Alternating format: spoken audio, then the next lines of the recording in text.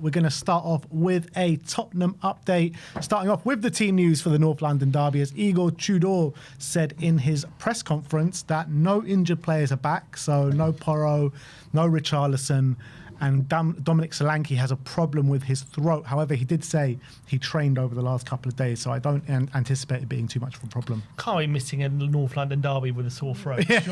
Surely. That's not even in the thinking. In terms of Rishi, we have seen him in training, so I'm assuming... he said next week for some of the injured players. He said Porro next week.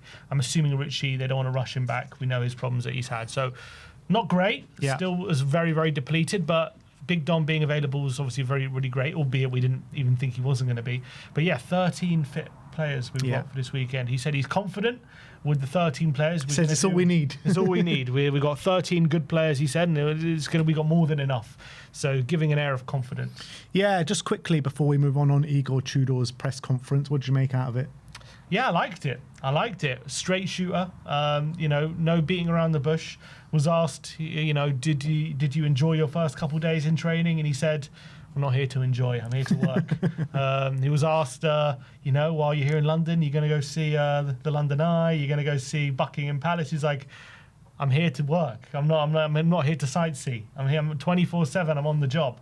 I'm not here to visit London. So saying the right things. He seems like a man with a purpose, a man, trying to get into the psyche of these players and serious about his work. He was asked, are Tottenham going to be a Premier League team? 100%, he said. Yeah. No hesitation.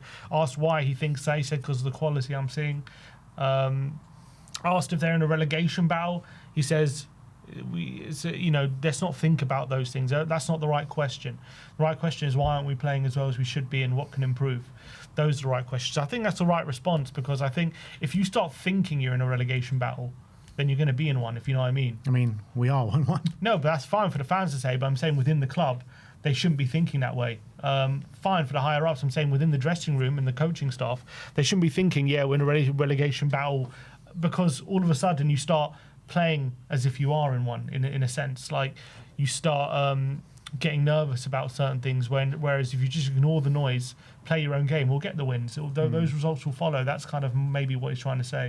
Yeah, I feel like with the way he came across in the press conference, just fills me with a bit more kind of hope and authority than someone like Thomas Frank. Like, Frank just came across as very much like as a PE coach or something like that, where he's coming across like a authoritarian and a manager.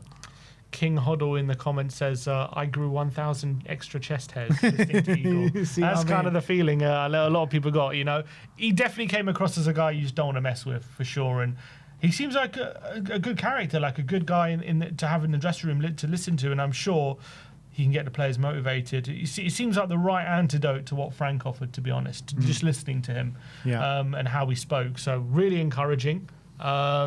Obviously, we'll have to wait and see what we see on the pitch. He was asked about style of play, and he said, we have 13 players. It's hard to implement it without a pre-season, but at the end of the day, at the end of the day, we can implement as much as we can, and he said he's confident the fans are going to like what they see on Sunday.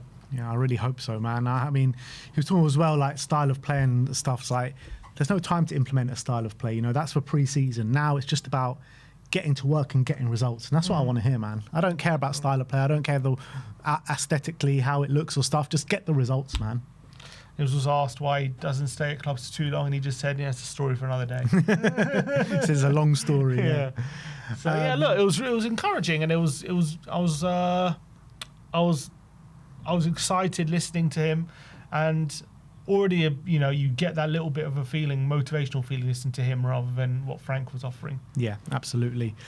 Next up, there's been an announcement in terms of a new assistant coach, and that is Bruno Saltor, as he joins as assistant coach, bringing Premier League experience from Brighton and coaching spells at Chelsea and West Ham. And it goes on to mention the rest of the backroom staff as well. Tomislav Rogic as goalkeeping coach, having worked at clubs including Hajduk Split, Shakhtar Donetsk, Zenit, Club Brugge, Lazio and Juventus, and Riccardo Raganici as a physical coach with extensive experience in Italy, most recently at Juventus alongside Tudor.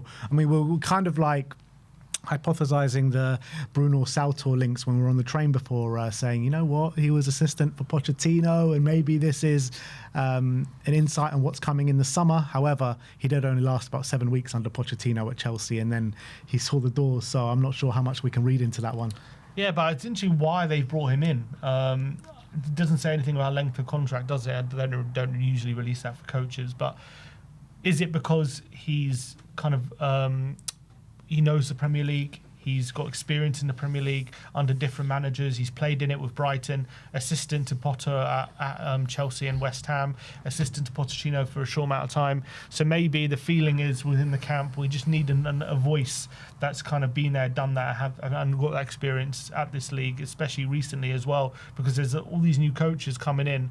They all could be top coaches, and that's fine, but just that, the worry about a bit of a worry about Tudor and the coaches coming in is they haven't coached in this league before, and maybe having that voice and that experience will help them. I don't know in terms of his quality, how good he's done. I know Potter's West Ham were awful. I know Potter's Chelsea were awful. Pochettino's Chelsea when he was there weren't exactly great either. So I'm guessing he was under Potter at Brighton as well. He played. He did play until he was like 30. Oh, he didn't coach at Brighton, actually. He only played at Brighton alongside Yves Bissouma. Yves Bissouma, yeah. So I don't know if he's a good coach, but he's a coach. He's a coach. Yeah, exactly. And he was interim for a couple of games at Chelsea. 1 game, I think it was. Was it one game? 0-0 against Liverpool, I believe. Oh, so he can get a clean sheet. All right, he's going to sort the defence out. He was like an average fullback pretty much, but doesn't mean he can't be a good coach. Obviously, we heard before the rumours were it was going to be a different assistant. Yeah. And they've gone with him instead. So it must have been either a change of mind or, this was always the plan. But it's an interesting appointment. Yeah. Well, let us know your thoughts on that in the comment section below. We spoke the other day about the Tifo that's going to be erected onto the South Stand on the North London derby. They said there was a teaser that it was some sort of dig to Arsenal about being forever North London, and there you have it. So if you can't really make out there, it says North London since 1882, and that is a clear message to get back to where you came from. You're not welcome here. We are the North London originals. You are just some South London pretenders. Love it. I think it's a great Tifo. I think it's a great message. I think it sends the right message as well, that we are the true North London team. And I think in this derby, hopefully, it can set the tone right at the beginning, because I think the Tifos have always been... I wonder what our record is with Tifos. I don't know. Probably not good, to be honest. Tifo, when was the last Tifo we had? Last one was... Or was it just the white shirts? We had one... No. What was the one where we had the yellow and the blue colours in the Tifo? I can't remember which game. Maybe it was Boda. Maybe it was Boda. We had one against Arsenal last season as well, I think. Right. And we had one... Didn't we have one in the 3-0? No, he's right. It was Villarreal, that one I'm thinking of. Okay, we won that one. Yeah. In the 3-0 we had a Tifo, didn't we? Yeah. To Dare to Dream or something? Yeah. So that... Probably about half-half, to be honest. All right, come on. Tifo record is cooking. Come on. Going to win this.